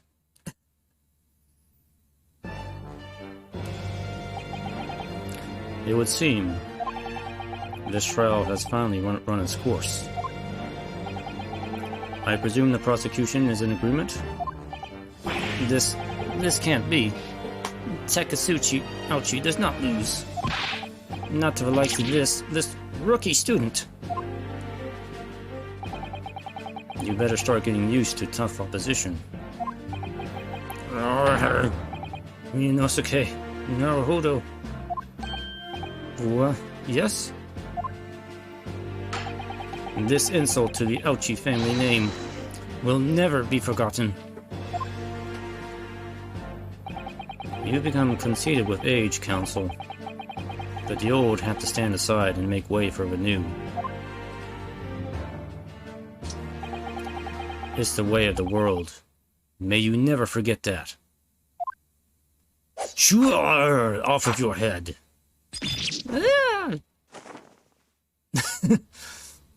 Off of your hair bun. 1,000 millennia may pass, and still the Ouchi clan will never measure up to the Naruhodo clan. This trial in the Supreme Court of Japan will, I believe, go down in history as a start of a new chapter in our country's judicial system. Despite being summoned as the accused, you, Ryunosuke Naruhodo, presented an excellent case. I thank you, Your Excellency. The use of evidence and deduction to unravel the truth is a modern mythology. After all, it has only been a few short decades since our country opened its doors to the wider world. But the Western ideas of science are rapidly gaining acceptance here. I feel sure that science will soon bring new methods of investigation and new procedures of justice. A new future of law awaits. But what it will look like, I cannot begin to imagine. That is for the young to pursue. Kazuma Asobi. Yes? After this trial, you are set to embark on a journey of discovery to the illustrious British Empire. Learn all you can, absorb everything of the wider world that you are able to. And do not forget to fulfill the mission imposed upon you.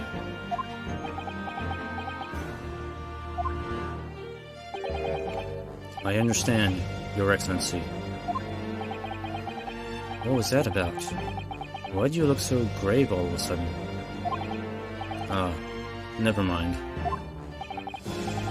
As for you, Ryunosuke Naruhodo. Oh, yes? In you, I sense, how can I put it, unusual potential.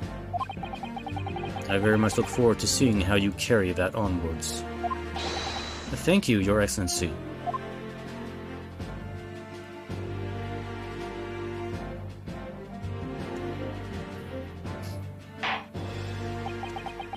It is time to deliver the final verdict.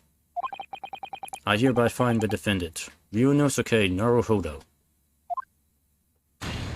Not guilty. It's over. It's finally over. The first trial is finally over. This court is now adjourned. I have to get to the bathroom. Excuse me. Let's hurry along.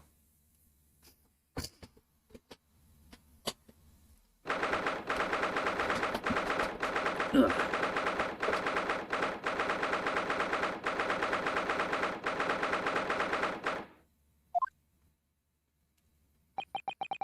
I can't believe it. I can't believe what's happened. I made it. I defended myself and made it through that horrendous trial. Ryunosuke, you finally pulled it off. Congratulations. Well, I couldn't have done it without you. Thank you, Kazuma. No. It was a pleasure to watch you at work. So, you owe me an extra large sukiyaki from the place on Yume University Street. Don't forget. I like them big and juicy. Good afternoon. All your hard work has certainly paid off. Oh, it's her. Congratulations to both of you for proving Naruhodo-san's innocence. Ah, our trusty judicial assistant. You worked hard for that result, too, you know. Oh no, I didn't do anything. Thank you so much. If we hadn't had that research report and Miss Brett's, I don't know how things would have turned out. Your kind words should really be for my father. I was simply doing as he asked. It was his idea for me to go to the university and investigate. Your father? Oh yes, of course. The man, the dude. Forgive me for intruding on court proceedings, Your Excellency. Suzato Mikotoba, Judicial Assistant to the defense. Speaking of Mikotoba... Ah, there you are. I believe congratulations are in order. Naruhodo, you did an excellent job. Thank you, Professor. Oh no, it is I who should be thanking you. After all, your efforts exposed the true criminal that took the life of my good friend. Good friend? Oh yes, you mentioned that before. It was you who actually invited Dr. Wilson to Yume University, wasn't it? Yes, that's right.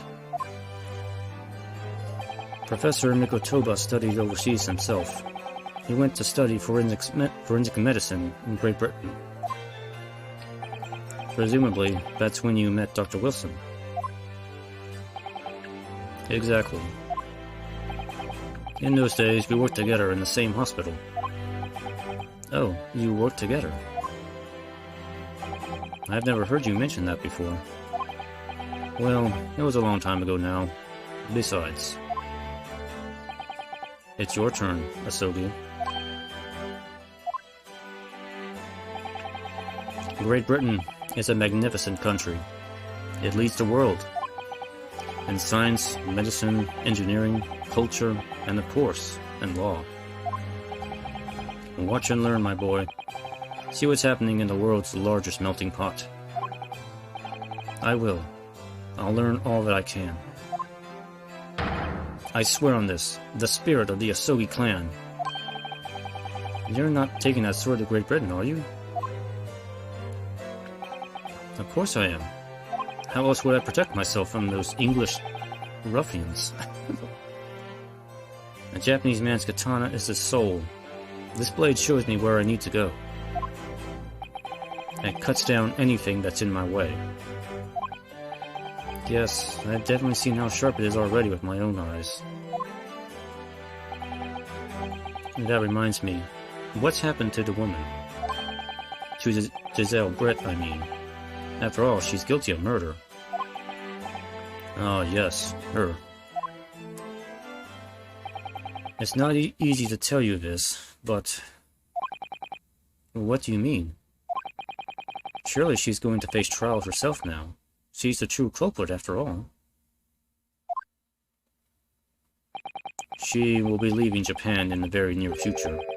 For Shanghai. What? Shanghai?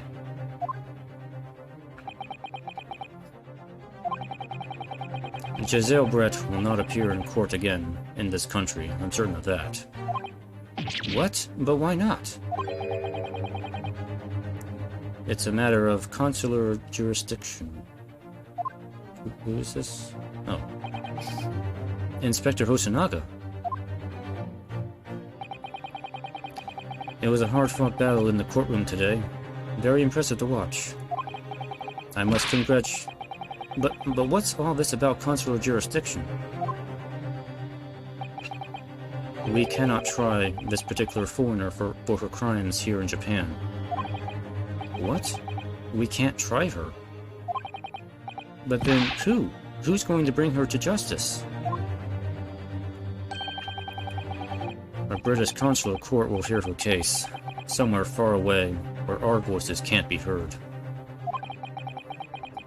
But why a consular court? Professor, I simply don't understand. I thought consular courts were a thing of the past now, that we signed the friendship treaty. Yes, in normal circumstances, you're right. Then, so long as this is not a serious incident of a highly political nature to our respective governments, they can't invoke a consular court just like that. Oh, can't they? Yes, she's a student, but it doesn't justify our government's making secret agreements about her fate, does it? Something strange is going on.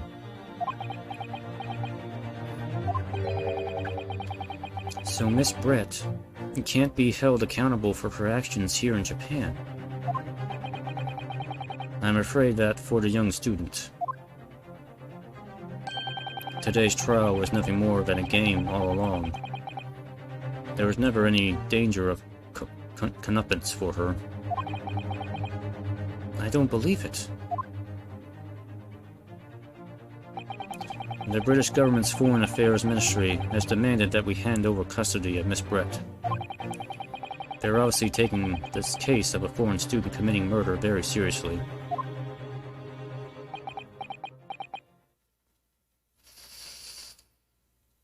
And where it's likely that she will just get off scot-free because they probably think of Japanese as lesser citizens, as lesser people. So it's like, oh, she killed a Japanese person. Yeah, we'll be nice to her and let her off the hook. It's probably what's going to happen. Especially if, you know, the Japanese witnesses aren't able to testify against her.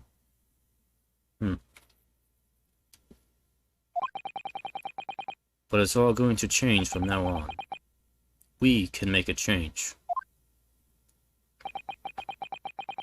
This is a time of great turmoil, this new era heralded by the start of the 20th century. One day, I have no doubt, that woman will receive the judgment she deserves. Yes, change is coming, and we're the ones driving it.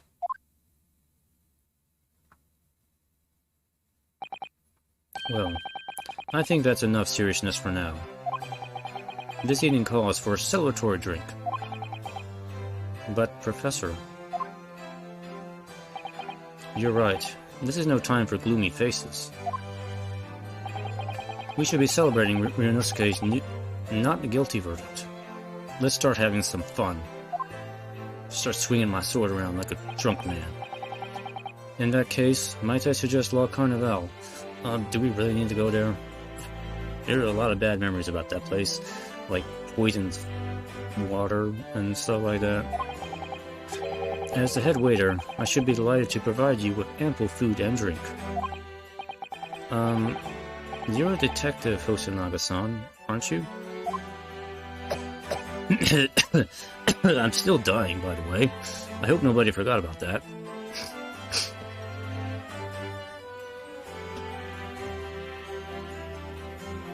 I swear I'm getting better. I swear. Let's not worry about details for now. To La Carnival. Will you accompany us, Professor? I live for this shit. Of course. La Carnival's food is second to none. I shall go and attend to the paperwork for Naruhodo-san's release. Oh yes, thank you.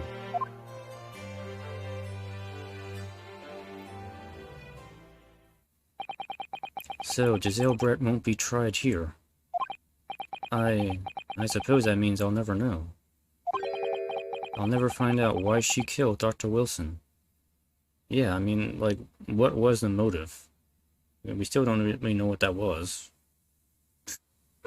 Why did she want to kill the professor? And we still don't know why Hosonoga apparently is dying. That hasn't been explained.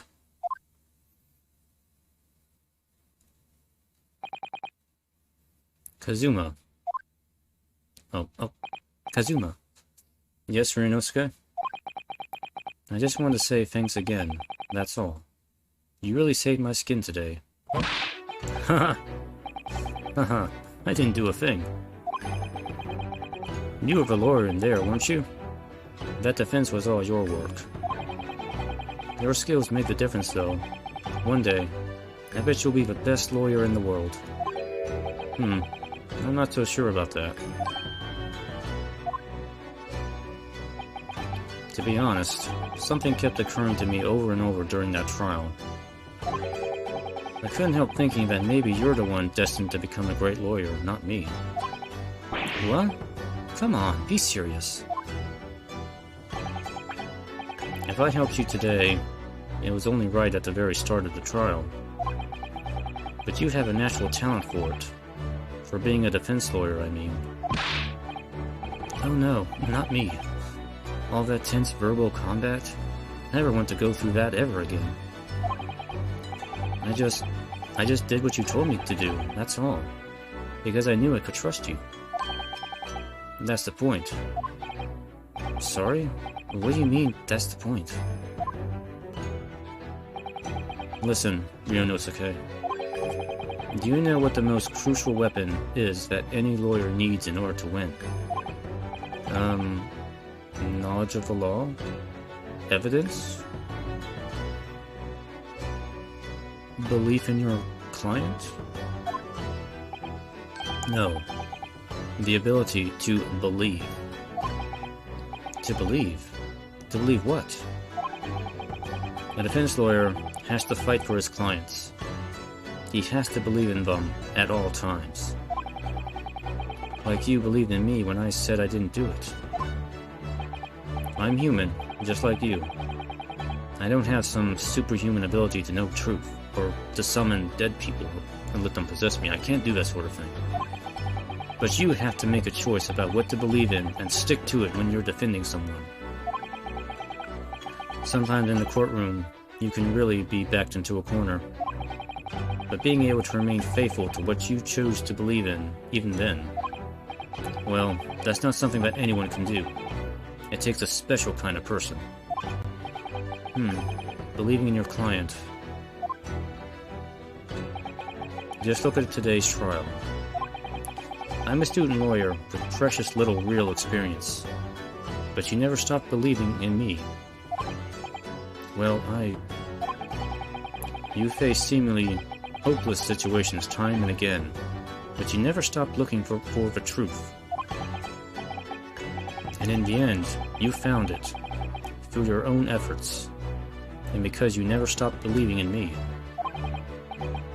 Thanks, Kazuma.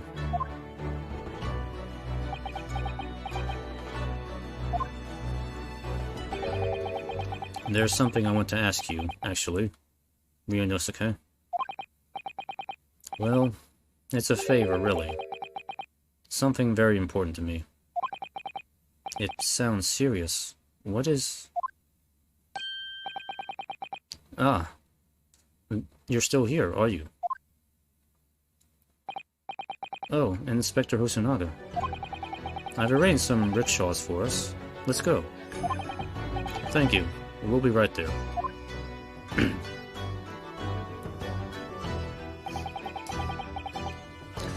Well, let's pick up this conversation again later. We should be celebrating right now. Your first court victory. And your study tour to Great Britain, don't forget. Ah, yes, that too.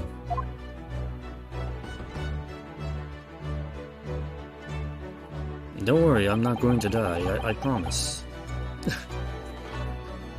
we want anything like that to happen, and then Ryunosuke has to go to Great Britain. So my very first trial came to an end. Kazuma, Professor Mikotoba, Susato-san, who acted as my assistant. Partially. Inspector Hosonaga, who didn't really play much of a part, but he was still really into it.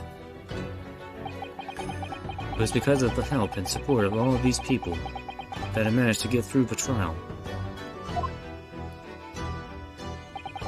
But more importantly, Kazuma hadn't yet managed to ask his favor of me. Little did I realize just how much it would change my life.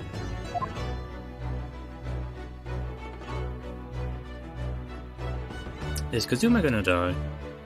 Because I was just kind of joking about that, but it would make sense. Because that would explain how Naruhodo-san goes to Great Britain instead. Because it really haven't established how he goes to Great Britain. Alright, so yes, the first trial finally is over. That took me what? It was roughly 3 hours in the first part and 2 and 2, so yeah, that was about 7 hours for just the first trial. That was a little long. Longer than I expected it would be. Oh! Actually, I will say it was a pretty good trial. It was well put together, I would say. The writing is actually pretty good. That's something I've always generally enjoyed about the Ace Attorney games, is that the writing is fun to read, and the characters are usually pretty fun for the most part. For the most part. So far, the characters have been pretty good. I mean, we haven't had any real stinkers of characters yet, I would say. But yeah, very, very dialogue heavy. A lot more dialogue involved in this game than the original Ace Attorney trilogy. I guess because I want to go into a lot more detail about things and the story and the narrative, so, I mean, that's fine. It just means I gotta talk a lot more. We'll see how long I can keep this up.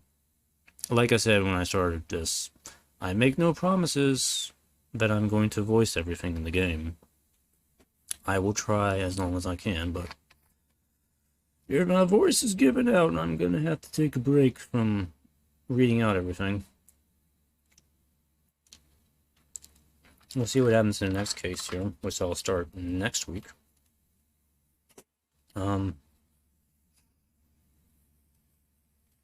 Let's see, I want to see if it's possible I can do like a case a week. I'm gonna try to see if I can do like a case a week with this. That way I can kind of keep a good pace with this game, so it doesn't drag on for too long. I may actually have to split this up into 2 parts, since it is technically 2 games. We'll see. Whether I can do all of the first game, the adventures, as one stream, maybe take a break from it, and then come back later and do Resolve later. That is a possibility, which I might do. I don't know. I haven't really decided yet. I'll probably decide when I get closer to the end of this game. See what my time is like. But anyway, that's going to be it for tonight. Thanks for watching, anybody who's been watching, and I will continue this next week, as I said. And hopefully next week I'll be able to do some Gunpla stuff next week too. I kind of just started messing around with the real grade Destiny Gundam I have. Just started today on that. So maybe next week I'll be able to do a live build. I'm going to do a live build of the entry grade Gundam. So I'm planning on doing that next week sometime. We'll see. Anyway, yeah, that's kind of not really related to the video game stuff here. But anyway, that's it for now. Signing off. Bye-bye. Have a good weekend. Toodaloo.